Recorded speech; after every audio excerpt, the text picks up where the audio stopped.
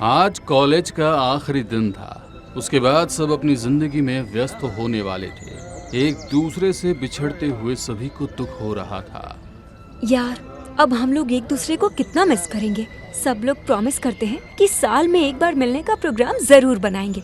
ये सब प्रॉमिस तो प्रॉमिस ही रह जाते हैं, कोई उन पर अमल ही नहीं करता। जब मिलेंगे तब की तब देखी जाएगी। आज की रात पुणे शहर के नाम, दैट्स गुड आइडिया। वेट, करना क्या है? हम लोगों के सबके परसों के रिजर्वेशन है। क्यों ना उसे 2 दिन के लिए पोस्टपोन कर दे और पुणे से एक्टिवा चलाते हुए लोनावला चलते हैं। फुल मस्ती करेंगे। पुणे से लोनावला एक एक्टिवा? पागल हो गई है क्या? क्या रेंटल कार ले लेंगे? मगर रितिका ने अपनी सहेलियों की बात नहीं मानी और सबको एक्टिवा से चलने को मना दिया। मौज मस्ती करती हुई रितिका और सुहानी और दूसरी लड़कियों के साथ एक्टिवा चलाते हुए पुणे से लोनावाला के लिए निकल गई। वो मौज मस्ती करती हुई चल रही थी, मगर दुर्भाग्य से सुहानी की एक्टिवा ट्रैफिक में फंस गई। हाईवे पर लंबा जाम लगा हुआ था।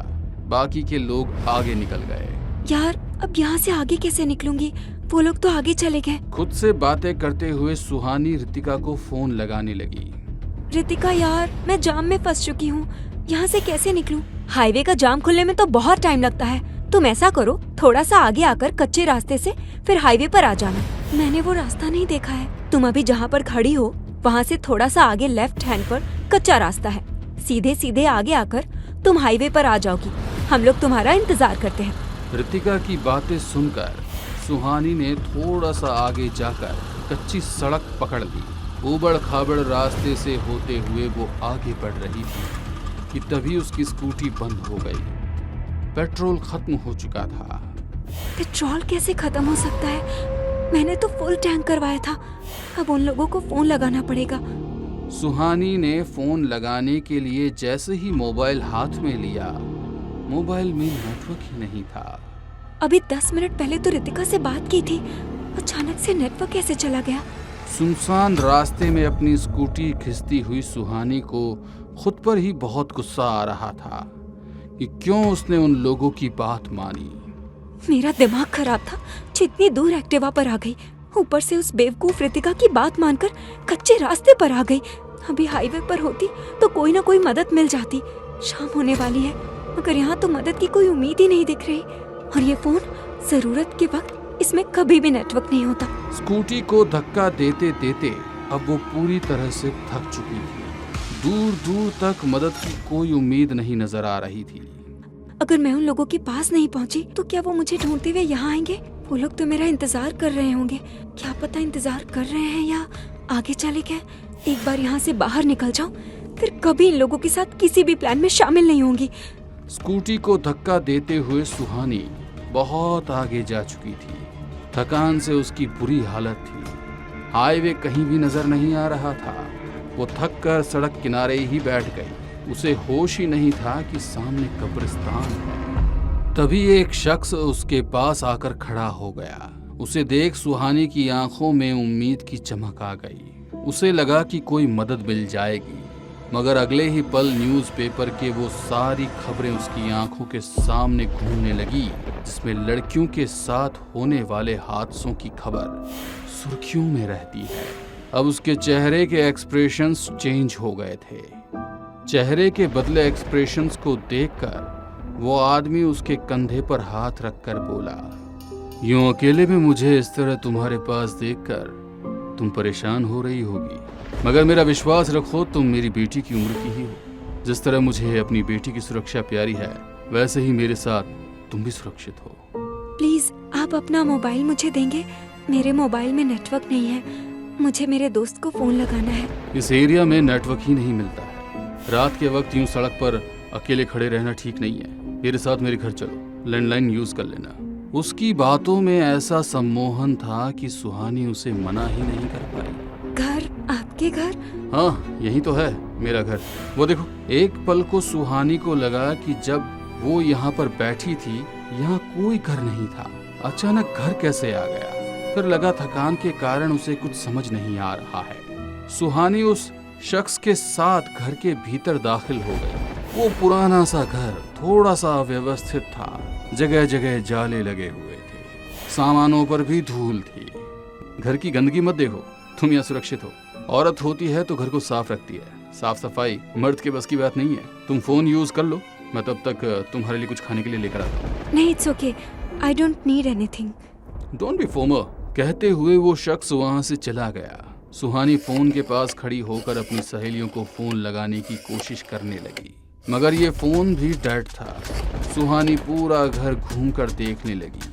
घर में रोशनी के नाम पर केवल पीला बल्ब जल रहा था, जिसकी रोशनी से कमरे में आधा सा अंधेरा ही हो रहा था। कुछ अजीब सी बदबू आ रही, मानो कोई चीज सड़ रही हो। उसे अब उस घर में घुटन हो रही थी। वो वहां से निकलने के लिए पलटी ही थी कि तभी वो आदमी सुहानी के लिए सूप और सैंडविच ले आया।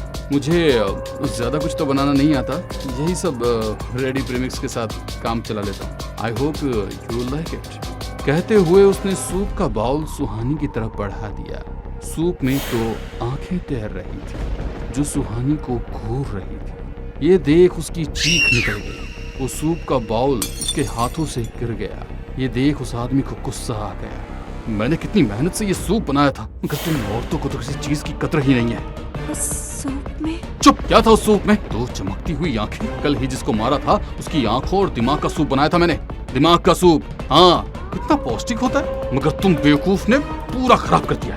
अबे सैंडविच खाओ, इंसानी गोश्त का है, लजीज सैंडविच। इंसानी गोश्त का नाम सुनकर ही सुहानी को ऊब के आने लगे। वो अपनी जगह पर खड़े होकर भागने की कोशिश करने लगी, मगर जैसे ही वो दरवाजे के पास पहुंची, वो आदमी सैंडविच की प्लेट लिए उसके सामने खड़ा था। पहले मेरी सूप की मेहनत को बर्बाद कर दिया और अब बिना सैंडविच खाए यहाँ से जा रही हो। मेरी मर्जी के बिना यहाँ से कोई नहीं जा सकता, समझी? कहते हुए उसकी आंखें लाल हो गई और वो सैंडविच का पीस जबरन उसके सामने ले गया। सैंडविच के बाहर एक हाथ लटक रहा था। उस हाथ ने सुहानी की गर्दन को दबोच लिया। ये देख वो आदमी जोर जोर से हंसने लगा। अरे इसे मारने की इतनी जल्दी भी क्या है? ये तो आज रात की मेहमान है। प्लीज मुझे जाने दो। जाना तो एक दिन सभी को है, बस तुम्हारा आज का दिन तय हो चुका है। उस दरवाजे को खोलने की कोशिश कर रही थी, मगर दरवाजा नहीं खुल रहा। कोई है? प्लीज हेल्प मी, बचाओ मुझे, हेल्प। तुम लड़कियों के साथ ना यही तकलीफ है, बहुत शोर मचाती हो।